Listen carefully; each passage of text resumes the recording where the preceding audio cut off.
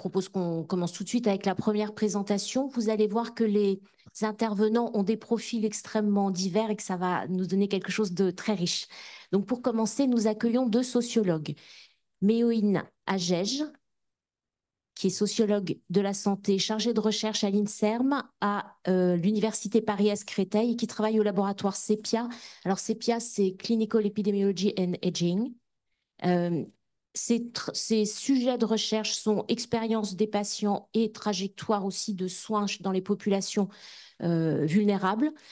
Et Benjamin. Et donc, du coup, Méoïne n'est pas là? Méoïne, elle est en visio. Elle est en visio, parfait. Et donc, Benjamin Derbez, il est également sociologue, maître de conférences en sociologie. Vous avez fait de la philosophie aussi? Oui. Oui, voilà, très bien. Donc, il travaille aussi à l'Université Paris 8. Et lui, ses sujets de recherche, c'est participation des sujets âgés au protocole de recherche et également quelque chose d'un peu différent, mais dont vous n'allez peut-être pas nous parler aujourd'hui, c'est l'accès à la parentalité post-cancer. C'est ça. Voilà. Donc, aujourd'hui, ils se rejoignent tous les deux sur la recherche. Je vais prendre la parole en premier. Bonjour à toutes et bonjour à tous. Pour vous remercier de votre invitation et donc à participer à cette session dans le micro, dans cette prestigieuse enceinte. Voilà. Et c'est donc un honneur pour nous de venir parler de sciences sociales et plus particulièrement donc de l'évolution de la place du patient, de la place des malades dans la recherche médicale. Et puis nous remercions évidemment aussi la Fondation de l'Avenir, qui est à l'origine du travail que nous allons vous présenter avec ma collègue Méoïne Agege, donc qui n'a pas pu être présente ici, mais qui sera en visio et je lui céderai la parole tout à l'heure, donc de nous donner l'occasion de nous exprimer aujourd'hui devant vous. Et l'objectif donc de cette présentation, il est de revenir sur un travail de contextualisation socio-historique que nous avons réalisé au cours de cette année pour mettre en perspective les données donc du baromètre recherche médicale de la Fondation, que la Fondation de l'Avenir a mis en place depuis 2020 en partenariat avec l'Institut BVA, et baromètre qui montrait donc l'intérêt des Français pour la recherche médicale et aussi une volonté d'être un peu mieux informés. Et donc, nous avons fait une revue de littérature en sciences sociales pour dégager certains grands axes du point de vue de la participation des malades, en nous demandant voilà, dans quelle mesure on peut parler d'une participation, de quelle est la part de l'activité des malades dans la recherche, selon quelle modalité, et comment est-ce que cela évolue. Donc, on va distinguer trois grandes périodes de cette participation, une participation consentie, vers une participation consentie, une participation revendiquée, puis ensuite, pour terminer, une participation démocratisée, avec toutes les questions que cela pose pour aujourd'hui, avec le développement des technologies numériques.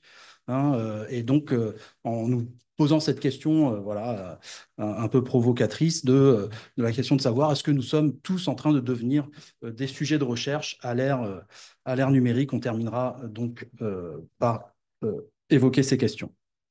Donc, je vais commencer d'abord par revenir sur l'histoire de l'émergence du consentement dans la recherche. Et puis tout à l'heure, je passerai donc la parole à ma collègue Méoïne Agege, qui vous parlera de problématiques un peu plus contemporaines. Et donc, la première idée qu'on voulait dégager et qui se dégage de la littérature, dans les travaux socio-historiques sur la recherche médicale, c'est que dans un contexte donc, de montée en puissance d'une médecine scientifique au XIXe siècle, on assiste à une sélection sociale. Sélection sociale des sujets expérimentaux qui sont recrutés, comme vous le savez certainement, sans que leur consentement soit la plupart du temps sollicité. Donc, à partir du XVIIIe siècle, il faut bien se représenter que l'expérimentation sur l'homme devient de plus en plus une condition, comme vous le savez, nécessaire au progrès médical. Et cette condition, elle émerge au croisement de trois dynamiques dans la littérature. Une dynamique qui est, comme vous le savez, la naissance de la clinique, bien analysée par Michel Foucault. Une nouvelle conception de la maladie qui émerge notamment dans la lignée des travaux de Bichat, qui conseillait d'ouvrir quelques cadavres, comme vous le savez bien. La naissance de la médecine expérimentale, Claude Bernard, hein, le développement du laboratoire et de l'analyse du fonctionnement du vivant au laboratoire, et puis ce qu'on peut appeler la naissance de la biomédecine, entre guillemets, avec Louis Pasteur qui fait le lien entre la paillasse et la clinique, entre le laboratoire et puis la vraie vie, donc notamment avec le développement des vaccins. Donc, parallèlement à ce triple mouvement, on a aussi, évidemment, les historiens des sciences qui nous enseignent que la méthodologie des tests, la méthodologie de l'essai clinique se met en place petit à petit avec un certain nombre de techniques, de technologies de preuves hein, qui apparaissent. Donc, l'essai comparatif. On va comparer l'efficacité de différents traitements sur différents groupes de malades. C'est James Lint hein, en 1747 qui travaille sur le scorbut, hein, le traitement du scorbut. Le traitement en aveugle qui apparaît aussi, donc pour lutter contre les biais, le biais de l'observateur et voilà, le fait qu'on a tendance à voir ce que l'on croit, ce qu'on a envie de voir parfois. Donc, le traitement en aveugle permet justement de lutter contre ces biais-là dans les tests de, de, de médicaments, de thérapeutiques. Le placebo, que vous connaissez bien aussi, les essais contre placebo, qui sont les premiers essais notamment mis en place par Armand Trousseau pour essayer de vérifier les effets de l'homéopathie hein, au début du 19e siècle. Et puis, quatrième élément, la méthode numérique, hein, la méthode numérique donc de Pierre-Alexandre Charles-Louis, qui va introduire, hein, montrer l'intérêt de l'usage des statistiques pour évaluer l'efficacité, comme vous le savez, l'inefficacité dans de nombreux cas de la saignée. Voilà. Donc, ces évolutions, elles vont converger pour rendre de plus en plus importante le fait d'expérimenter sur l'homme. Et donc, vont faire émerger hein, un certain besoin d'avoir recours à des corps expérimentaux et d'avoir recours à des corps qui sont aussi expérimentalisables. Et ça, le philosophe et historien des sciences Grégoire Chamaillou, dans un ouvrage qui s'intitule Les corps vils, a bien montré comment eh bien, il y avait un certain nombre de corps qui étaient au XIXe siècle considérés comme expérimentalisables, c'est-à-dire sur lesquels il était considéré comme légitime d'expérimenter. C'est le corps d'individus qui sont socialement disqualifiés, hein, les corps vils, notamment les corps des prisonniers, des condamnés à mort, qui ont une dette sociale une dette vis-à-vis du corps social qu'ils peuvent euh, j'allais dire rembourser en participant à des essais. Les malades des hôpitaux, les indigents, puisque les hôpitaux accueillent des pauvres, donc il y a des soins qui leur sont donnés en échange de la participation à des recherches et à l'enseignement, évidemment. Et également les indigènes des colonies, on l'oublie souvent, mais les indigènes des colonies ont aussi été considérés comme des sujets d'expérimentation légitimes à cette époque, notamment pour tester un certain nombre de vaccins, pour mettre en place le calendrier vaccinal, etc. Donc, voilà, ces sujets sont des sujets expérimentaux socialement aviles. Alors, le consentement, hein, voilà, la place des patients, l'émergence du consentement, bah, elle est intéressante, elle est lente.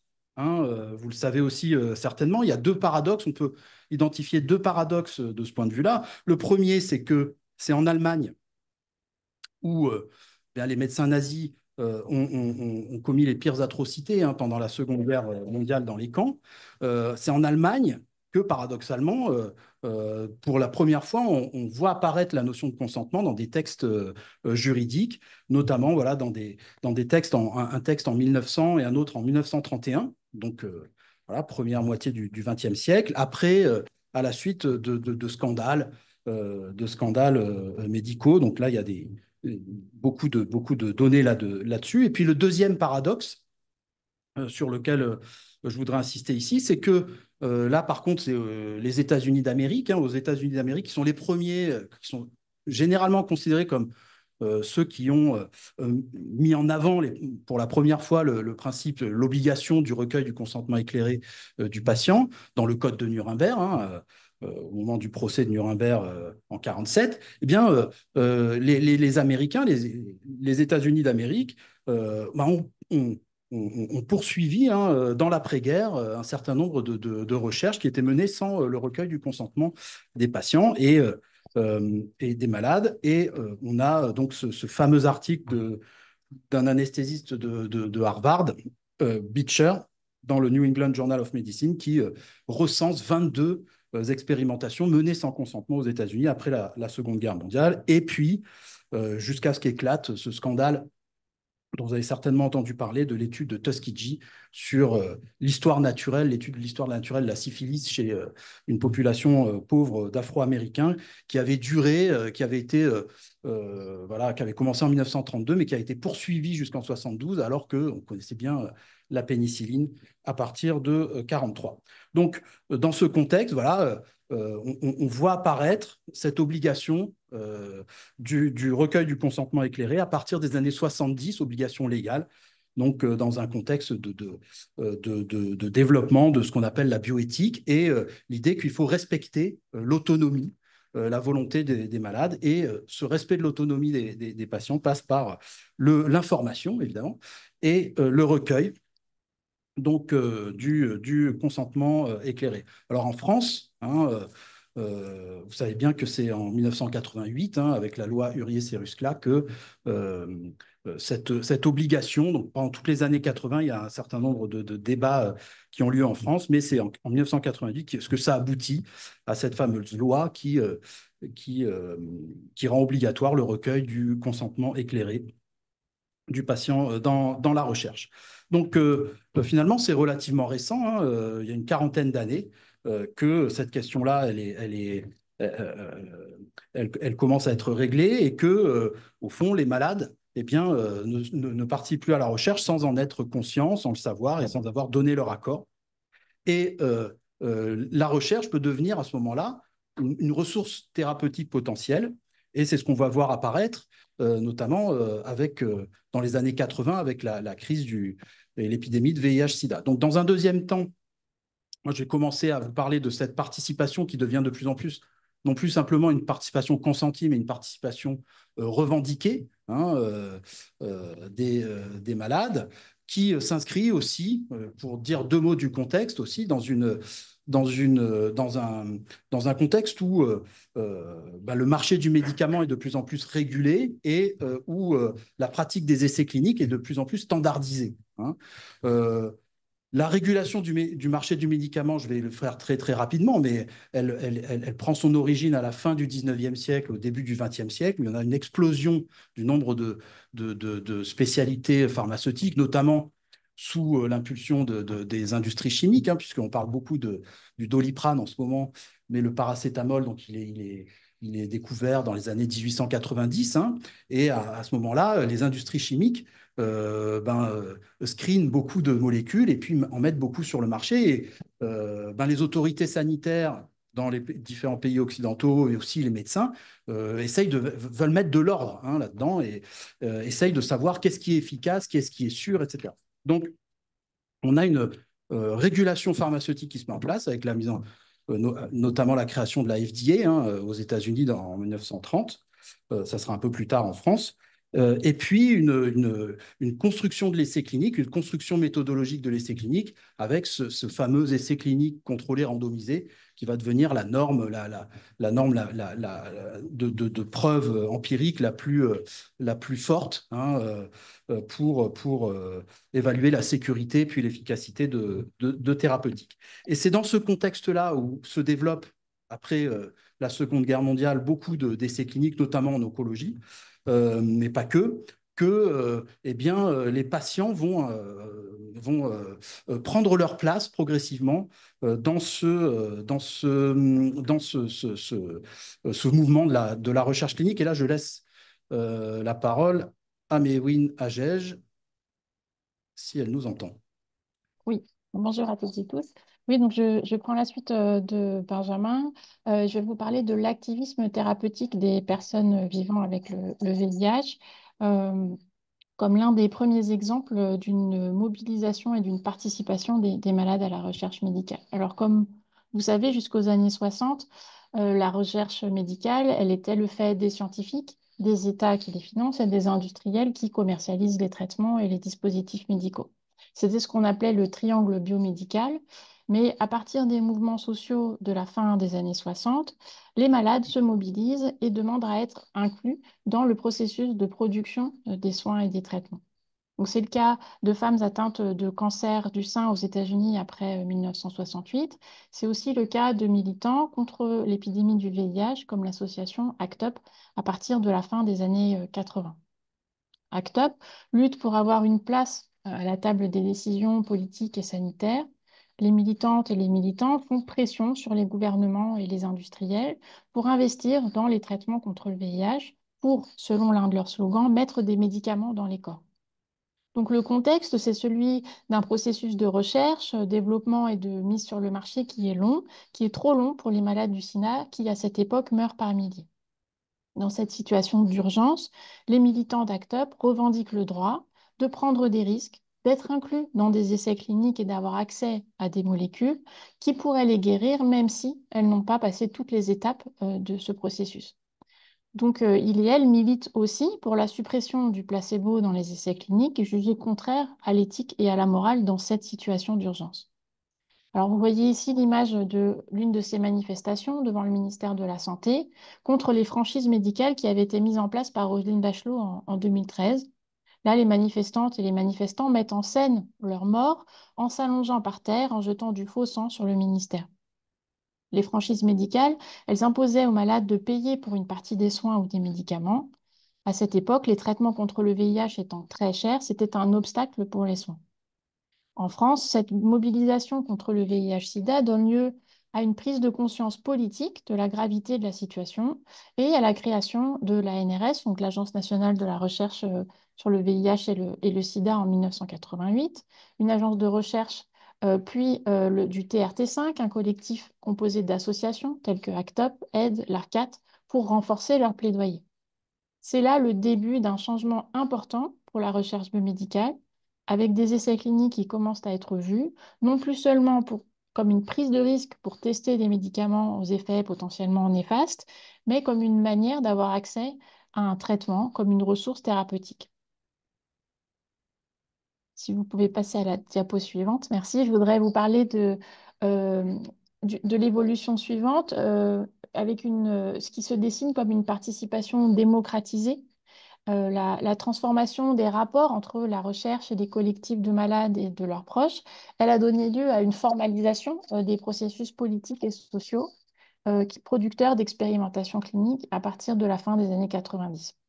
Politisation, entrée dans le droit, institutionnalisation, politique de santé et production profane de la recherche clinique, la participation des personnes concernées par la recherche médicale s'est démocratisée. Je vais vous parler maintenant du rôle des associations de malades. La contestation de la domination des acteurs scientifiques et industriels dans la recherche, elle s'est construite sur l'émergence et la pérennisation d'associations qui militaient pour les droits des patients et des sujets. L'un des effets de ces mouvements sociaux, c'est l'émergence de la démocratie sanitaire, dite aussi démocratie participative en santé ou participation sociale en santé. Cet outil politique, il est destiné à institutionnaliser la participation des personnes qui sont concernées par la recherche médicale et les politiques sanitaires. Mais il n'aplanit pas pour autant tous les rapports de pouvoir qui sont bousculés par ces militants. Les associations peuvent jouer un rôle d'auxiliaire. Elles soutiennent la recherche mais délèguent les choix scientifiques, c'est-à-dire que les chercheurs doivent étudier euh, et pardon, elles délèguent les choix scientifiques à des chercheurs. D'autres associations jouent plutôt un rôle de partenaire dans la recherche et contribuent à concevoir des questions de recherche, à choisir la stratégie scientifique pour résoudre les problèmes médicaux. Et les associations peuvent aussi participer à informer et former les malades, notamment sur les enjeux de participation aux essais cliniques, et ainsi contribuer à recruter des sujets pour les études cliniques. L'Association française contre les myopathies, par exemple, est particulière dans le paysage des associations de soutien aux malades. Les travaux de sciences sociales montrent qu'elle lance un modèle alternatif de recherche en partenariat entre les personnes concernées et des institutions scientifiques. En effet, l'AFM, en finançant la recherche scientifique qu'elle choisit sur des sujets et des dispositifs choisis, l'AFM s'affranchit des acteurs étatiques et industriels et elle devient un moteur autonome de la recherche médicale sur les maladies du muscle. Un autre exemple, la mobilisation contre le cancer du sein est, elle, d'une toute autre ampleur à l'échelle mondiale. Elle débute après 1968, lorsque des femmes se soulèvent contre le traitement systématique par mastectomie. Le cancer est une maladie connue des scientifiques, mais contre lequel les traitements sont durs et parfois peu efficaces. Et puis le mouvement reprend de l'ampleur dans les années 90-2000 avec une montée en puissance d'un problème de santé publique qui devient prioritaire avec des avancées scientifiques, un investissement dans la recherche et des événements par recueil de dons, comme par exemple les courses à pied. Le ruban rose devient un symbole connu et reconnu pour signifier son soutien à la recherche et aux malades de cancer du sein. Les engagements en faveur de cette cause sont multiples, mais ils sont aussi ambivalents. On pense notamment aux critiques de la marchandisation de la cause, qui vont mettre en avant que l'on oublie parfois la réalité des expériences des femmes malades, vulnérables, dont les vies sont changées à jamais par les traitements et les conséquences sur le travail, la famille, le couple, parce qu'on va mettre trop en avant la figure de la guerrière, de la survivante, souriante, phare de la communication, de l'événementiel et des intérêts financiers et de l'image des sponsors. Diapo suivante. Je voudrais vous parler maintenant de l'émergence d'une recherche profane en santé. Donc, on l'a dit, il s'agit d'un contexte de défiance croissante de certains groupes sociaux à l'égard de l'expertise scientifique, en ce qui concerne notamment un certain nombre de sujets liés à la santé. On pense au tabac, aux toxiques environnementaux et professionnels, les vaccins, etc. Donc, le triangle biomédical dont je vous parlais plus tôt, entre chercheurs, l'État et les industriels, est remis en cause. On remet en question sa capacité à trouver les solutions aux problèmes importants pour les malades et les populations. Il existe à ce moment des signes du passage à une science coproduite par la société à travers l'émergence d'autres manières de produire des données scientifiques que par ce triangle biomédical. Donc, quelques exemples ici, on parle de recherche participative pour désigner des recherches qui sont conduites en partenariat entre le monde académique et les membres de la société civile. Elles sont diverses. Elles sont faites d'un partenariat qui peut aller de la conception de la question et des hypothèses jusqu'à la participation des sujets de recherche. Autre exemple, on parle d'épidémiologie populaire pour désigner le processus par lequel des citoyens collectent eux-mêmes des données et mobilisent des connaissances. Né aux États-Unis dans les années 80, l'épidémiologie populaire désigne à l'origine la mobilisation de résidents de la ville de Woburn dans l'État du Massachusetts sur le lien entre les leucémies infantiles et la présence de déchets chimiques abandonnés par une compagnie industrielle. Leur problème n'était pas reconnu par les autorités publiques. Donc la population s'est informée, elle s'est formée et elle a utilisé les outils et les concepts de l'épidémiologie, donc les questionnaires, la cartographie, la statistique, pour rendre visibles les problèmes de santé et la pollution. Autre exemple, les collectifs biosociaux. Donc là, il s'agit de production de connaissances par les malades grâce à Internet. Des sites, des forums, des réseaux sociaux, des communautés en ligne. Patients Like Me, par exemple, est un réseau social où des personnes atteintes de maladies peuvent échanger pour trouver des informations et du soutien. Ce réseau dit mettre en lien plus de 850 000 personnes qui forment des communautés de malades sur 2800 pathologies qui vont du cancer à l'obésité. Alors, diapo suivante, s'il vous plaît. La dernière question, avance-t-on vers une participation étendue à l'ère numérique? Le panorama des travaux de sciences sociales sur les questions liées à la place des malades dans la recherche médicale que nous avons proposé aujourd'hui offre une grille de compréhension des enjeux de la participation des malades à la recherche médicale et des ressorts de l'engagement des associations. Il permet, pour conclure, d'esquisser les contours de problématiques émergentes concernant la place des malades, actuelles ou potentielles, dans la recherche médicale. Ces questions nouvelles commencent à être explorées en sciences sociales, mais elles méritent, selon nous, de faire l'objet de davantage de travaux. Elle s'articule autour d'un phénomène de diffusion insensible de la participation des individus à la recherche qui s'étend désormais à l'ensemble de la population du fait de l'utilisation massive et quotidienne d'outils de mesure et de communication numérique. Cette implication élargie et plus ou moins consciente nous conduit à parler de participation étendue ou diffuse pour qualifier ce qui, selon nous, s'inscrit dans une nouvelle étape des rapports entre sciences biomédicales et société, à la fois étendue à la population générale et via des modalités de participation active ou passive, volontaire ou non consentie, et engageant des acteurs et des associations, des institutions plurielles, allant de la santé publique aux industries des technologies de l'information et de la communication, allant des malades aux usagers sains de dispositifs connectés.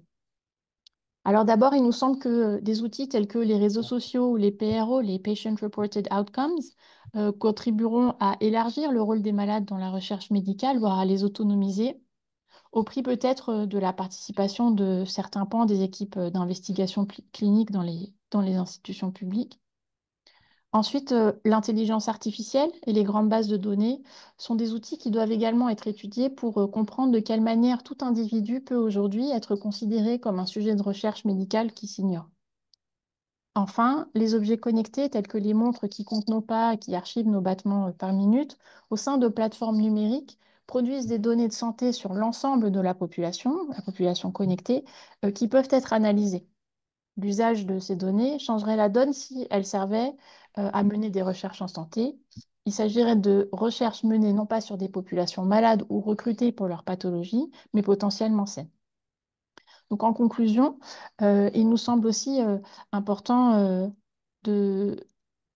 on peut passer la dernière diapo, s'il vous plaît. En conclusion, il nous semble aujourd'hui important de souligner que les professionnels des sujets d'études cliniques ont évolué et gagnent à être mieux connus des sciences sociales pour permettre l'accès de toutes et tous à la recherche médicale et lutter contre les discriminations en santé. Alors, nous remercions la Fondation de l'Avenir pour son soutien à son travail et à l'Académie nationale de chirurgie de nous accueillir aujourd'hui.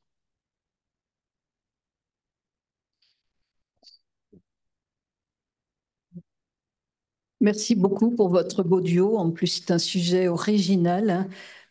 La parole circule s'il y a quelques questions dans la salle, hein.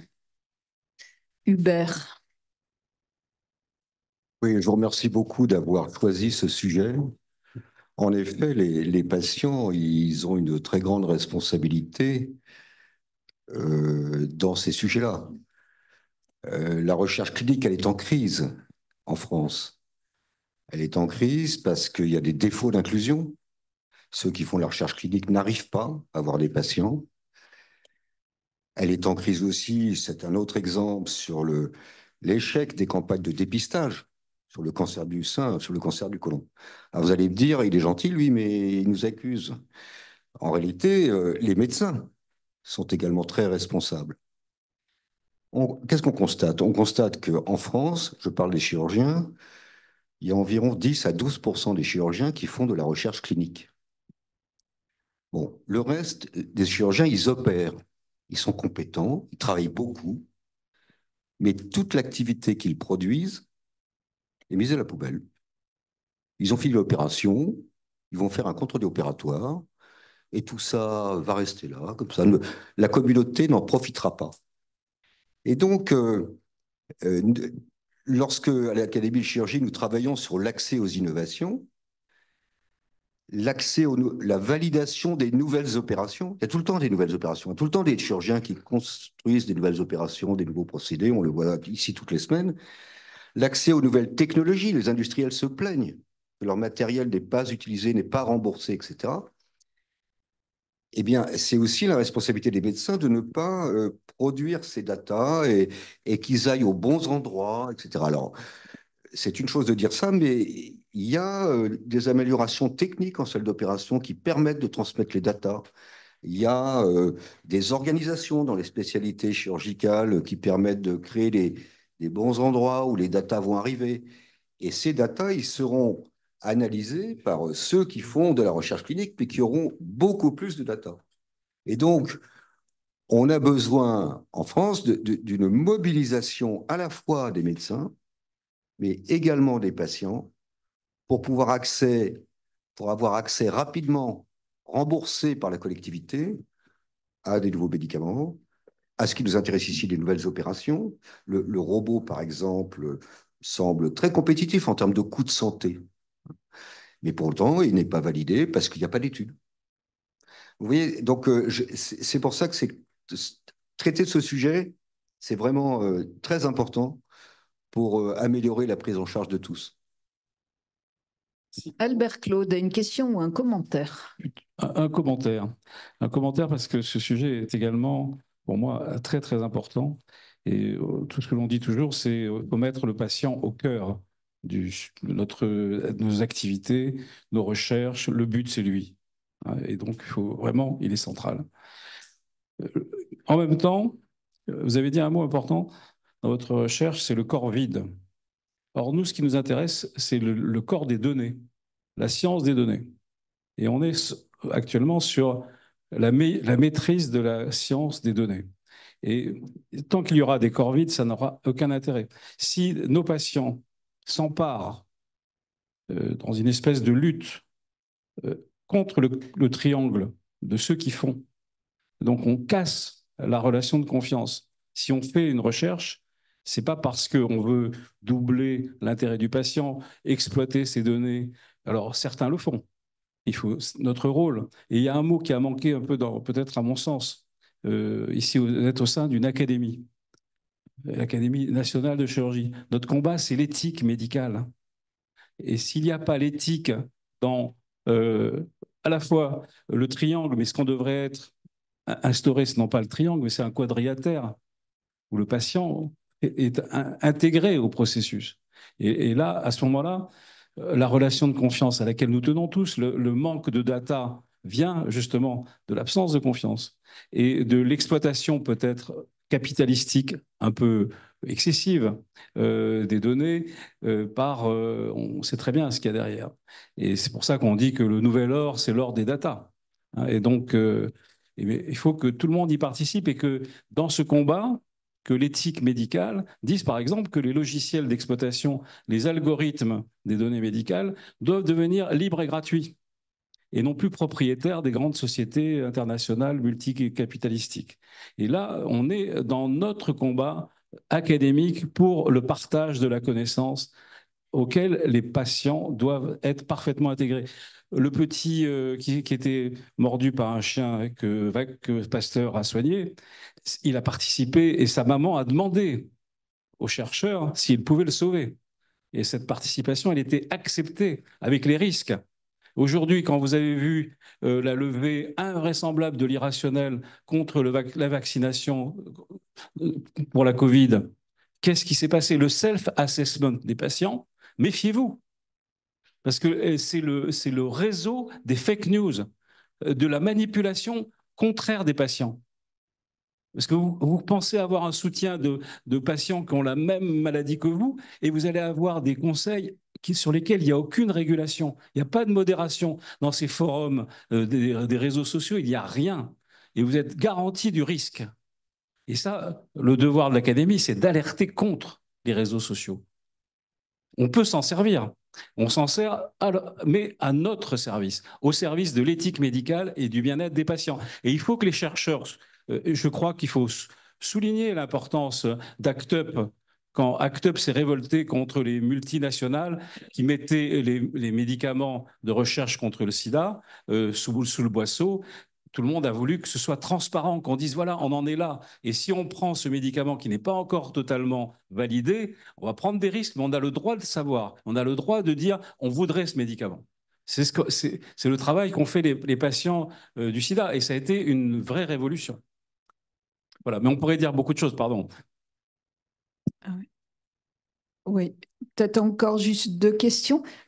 Juste le temps de passer le micro. De manière concrète, là, c'est les 30 ans d'Octobre Rose en France. Qu'est-ce que ça a réellement changé, Octobre Rose, à votre avis? Cette mobilisation énorme et mondiale, hein, sur un plan concret? Sur un plan concret, c'est difficile à dire, mais c'est vrai que il y a notamment des financements et puis un soutien. Il y a de l'auto-soutien des patientes au sein des associations. Donc ça, c'est quand même quelque chose d'assez puissant. Et puis ça a visibilisé cette maladie qui est sortie du placard, comme on dit. Hein. Puisque dans les années 60-70, on ne parlait même pas de cancer encore. Enfin, parfois, c'était des euphémismes qui étaient employés. Donc, je crois que c'est à la fois un signe de ces progrès-là, et puis aussi, je pense, quelque chose qui a permis aux patientes de mieux vivre leur maladie concrètement. Ouais. Et une Oui, question, Frédéric, peut-être la dernière. Hein. Frédéric, je voulais simplement dire que j'ai eu la chance de participer à de nombreuses études cliniques depuis les années 75 jusqu'à la fin de ma carrière, tant pour l'industrie pharmaceutique que pour évaluer des techniques médicales ou chirurgicales. Et j'ai vu qu'au début, les protocoles étaient relativement simples, avec des cahiers d'observation qui étaient faciles à rédiger. Mais au cours des années et des années, ça s'est multiplié, ça s'est compliqué et sont apparus des attachés de recherche clinique. Or, comme parlait Hubert tout à l'heure, pour un praticien qui a une activité intense, hospitalière ou privée, aller remplir ses dossiers sans avoir dans son département un attaché de recherche clinique qui l'aide sur le plan pratique, ça devient quasiment impossible. Raison pour laquelle on a beaucoup publié dans ma spécialité, et je voyais tous mes amis aux États-Unis qui publiaient 2 fois plus que moi, tout simplement parce qu'ils avaient à côté dans leur bureau un attaché de recherche clinique qui était là pour recueillir toutes les données. Donc là, il y a vraiment un problème pratique et un problème économique.